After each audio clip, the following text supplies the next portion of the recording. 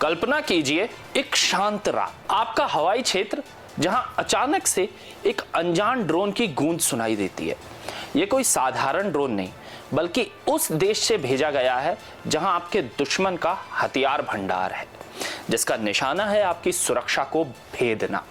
लेकिन आपके देश की सेना की चौकस नजरें इसे सीमा पर ही रोक लेती हैं।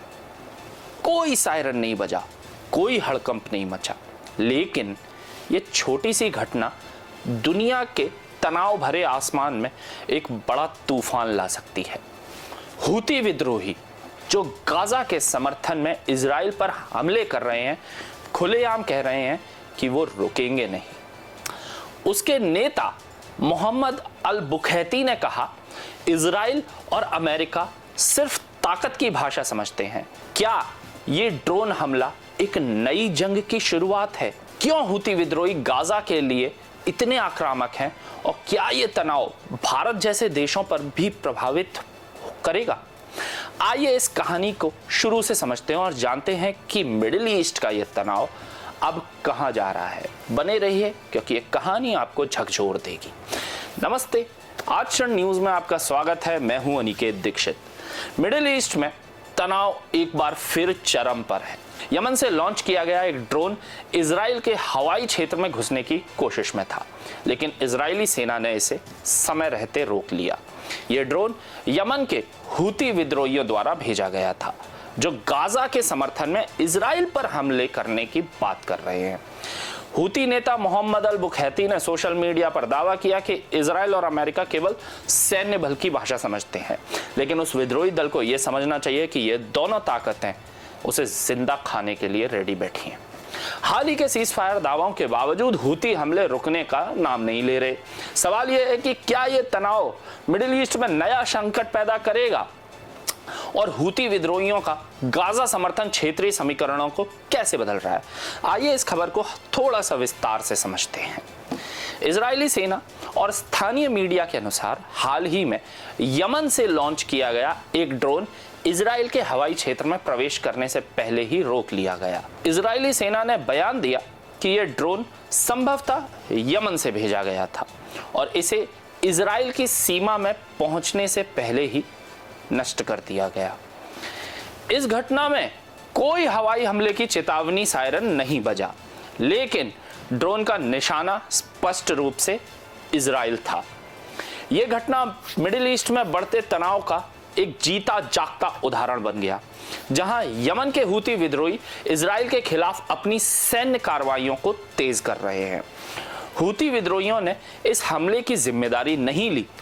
यह बयान हूती विद्रोहियों की उस रणनीति का हिस्सा है जिसमें वे गाजा के समर्थन में क्षेत्रीय प्रतिरोध यानी एक्सिस ऑफ रेजिस्टेंस के तहत इजराइल पर हमले कर रहे हैं। हूती विद्रोहियों का इजराइल के खिलाफ अभियान अक्टूबर 2023 में गाजा युद्ध शुरू होने के बाद से तेज हुआ। तब से हूती समूह ने इजराइल के खिलाफ कई ड्रोन और मिसाइल हमले किए।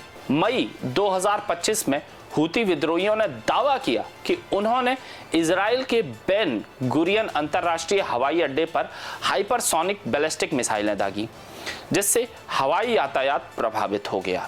हालांकि इजराइल की मिसाइल रक्षा प्रणाली ने अधिकांश हमलों को रोक लिया, लेकिन पिछले साल तेल अवीव में एक ड्रोन हमले ने कुछ नुकसान पहुंचाया था। हाल ही में इजराइल ईरान के बीच 12 दिन के युद्ध के बाद एक सीज फायर की घोषणा हुई थी, जिससे अमेरिकी राष्ट्रपति डोनाल्ड ट्रंप ने समर्थन दिया, लेकिन हूती विद्रोहियों ने इस सीज फायर को खारिज कर दिया और कहा कि वे गाजा के समर्थन में हमले जारी रखेंगे। हूती समूह ने दावा किया कि उन्होंने जून 2025 में तेल अवीव और बेन गुरियन हवाई अड्डे पर ड्रोन हमले किए। ये हमले क्षेत्रीय तनाव को और बढ़ा रहे हैं, खासकर तब जब लाल सागर में भी हूती विद्रोहियों ने इजराइल से जुड़े जहाजों पर हमले कर दिए थे। इजरायली सेना ने जवाबी कार्रवाई में यमन के होदियाद बंदरगाह और एक सीमेंट फैक्ट्री पर हमले किए, जिन्हें हूती समूह के सैन्य ठिकानों के रूप में बताया गया। यह कार्रवाइयां हूती विद्रोहियों को कमजोर करने के लिए थीं, लेकिन इनसे क्षेत्रीय तनाव और बढ़ गया। हूती समूह जो ईरान समर्थित हैं, उन्होंने दावा किया कि वे अपने हमलों को और तेज करेंगे। इस घटना का एक और पहलू है। जॉर्डन में एक सैन्य सूत्र ने बताया कि एक अन्य यमनी ड्रोन जॉर्डन में मृत सागर के पास दुर्घटनाग्रस्त हो गया। इससे यह साफ होता है कि हूती विद्रोहियों ने ड्रोन हमले न केवल इजराइल बल्कि पड़ोसी देशों को भी प्रभावित कर रहे हैं। अब बात करते हैं भारत के दृष्टिकोण की। भारत ने मध्य पूर्व में बढ़ते तनाव पर चिंता तो जताई है। विदेश मंत्रालय ने सभी पक्षों से संयम बरतने की अपील की है। भारत के लिए मध्य पूर्व की स्थिरता महत्वपूर्ण है, क्योंकि यह क्षेत्र भारत के तेल आयात और वहां रहने वाले भारतीय प्रवासियों के लिए बहुत अहम है। यमन से ड्रोन हमले और हूती विद्रोहियों की गाजा के समर्थन में कार्रवाइयां मध्य पूर्व में एक नए तनाव की ओर इशारा कर रही हैं। इजराइल की रक्षा प्रणाली ने भले ही इस ड्रोन को रोक लिया, लेकिन हूती समूह के हमले रुकने का नाम नहीं ले रहे। क्या यह तनाव क्षेत्रीय युद्ध को और ज्यादा भड़काएगा, जिसकी सबसे ज्यादा संभावनाएं हैं? और क्या सीज फायर की उम्मीदें पूरी तरह धाराशायी हो जाएंगी?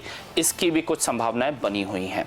इन सवालों के जवाब पर हम नजर रखे रहेंगे। आप देखते रहे आचरण न्यूज। मैं हूं अनिकेत दीक्षित। मिलूंगा आपसे अगले एपिसोड में। तब तक के लिए नमस्कार।